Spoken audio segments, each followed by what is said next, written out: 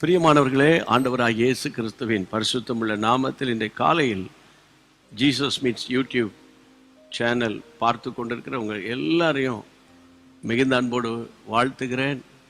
நீங்கள் எல்லாரும் இயேசு சந்திக்கிறார் ஊழியத்தின் குடும்பங்களாக இருப்பது எனக்கு ஒரு பெரிய மகிழ்ச்சி. ஆண்டவருக்கு மகிமை உண்டாகட்டும்.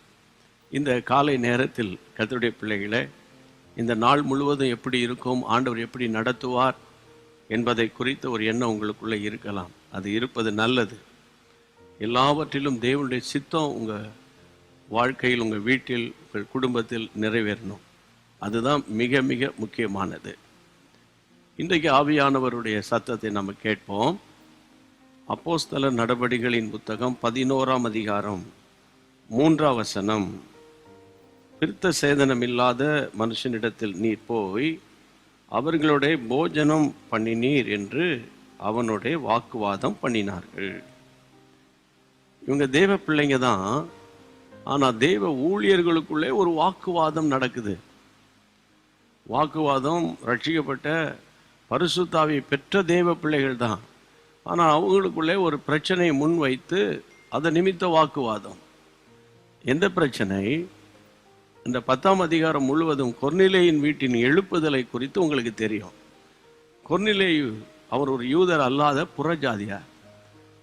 அவர்கள் வீட்டுக்குள்ளே தேவன் கொண்டு போய் பேதுருவை வைத்து ஒரு பெரிய எழுப்புதல் கூட்டத்தை நடத்தி அநேகர் அபிஷேகம் பெற்று ஞானஸ்நானம் பெற்று அவர்களோடு உட்கார்ந்து உணவருந்தி தங்கி மகிமையான ஊழியத்தை செய்தார். இந்த தகவல் மேல் இடத்திற்கு, மேல் மட்டத்திற்கு போன போது அங்கு மற்ற அப்போஸ்தலர் எல்லாம் அவனோடு கூட வாக்குவாதம் பண்ணுறாங்க.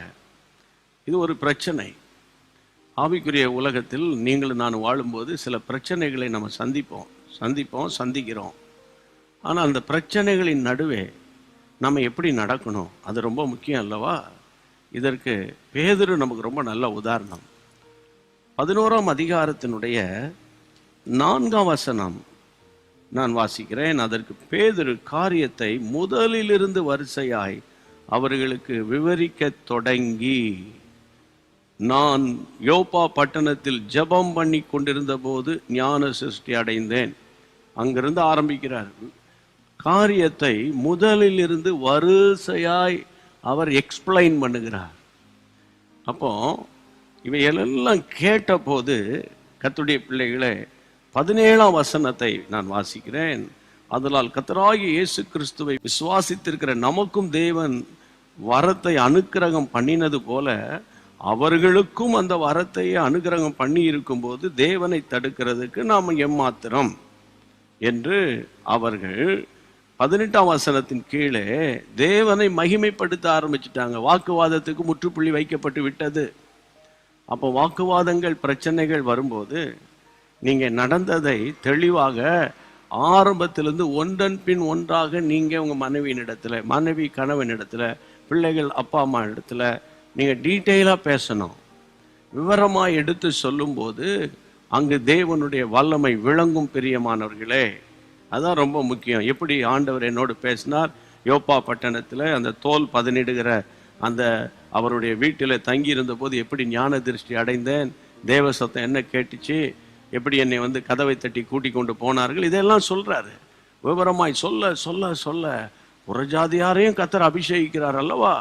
அப்போ நம்ம ஆண்டவருடைய கிரியை தடுக்கக்கூடாது என்று அவங்க எல்லாரும் ஒரு கன்க்ளூஷனுக்குள்ள அந்த கன்ஃபியூஷனை தூக்கி எறிஞ்சிட்டு அங்கே ஒரு பெரிய சமாதானம் ஏற்பட்டது. இன்றைக்கு ஆண்டவர் உங்களுக்கு சொல்ற வார்த்தை, என்ன பிரச்சனையானாலும் ஒருவரோடு ஒருவர் மனம் திறந்து பேசி அந்த பிரச்சனைக்கு முடிவு கட்ட, உடனே முடிவு கட்ட, முற்றுப்புள்ளி வைக்க ஆவியானவர் உங்களுக்கு உதவி செய்வார். கர்த்தருக்குள்ளே தைரியமா இருங்க.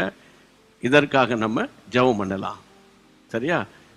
எங்கள் பரிசுத்தமுள்ள நல்ல தகப்பனே, அவ்வப்போது இப்படிப்பட்ட போராட்டங்கள் எங்கள் குடும்பத்தில், தனிப்பட்ட வாழ்க்கையில், ஊழியத்தில், தொழிலில், வேலை செய்கிற இடங்களில் வரும்போது அவைகளை எப்படி நாங்கள் சமாளிக்கணும், எப்படி அவைகளை கொண்டு போக வேண்டும் என்கின்ற கிருபையின் ஆண்டவரே, அந்த தேவனுடைய ஞானத்தை ஆவியானவரை நீங்க தான்ப்பா தர முடியும். இப்பொழுதே உடைய பிள்ளைகளுக்கு கொடுங்கப்பா. குடும்பத்தை எப்படி நடத்துவது, பிள்ளைகளை, புருஷனை, கணவனை, மற்றவர்களை, ஆண்டவரே சகோதர சகோதரிகளை, குடும்பத்தாரை எல்லாரையும் எப்படி அனுசரித்து கொண்டு போகிறது என்கின்ற விசேஷித்த ஞானத்தை உடைய பிள்ளைகளுக்கு கொடுத்து உடைய பிள்ளைகளை இந்த நாள் முழுவதும் மட்டுமல்ல, ஒவ்வொரு நாளும் நீ நடத்தும்படி நான் ஜெபிக்கிறேன்.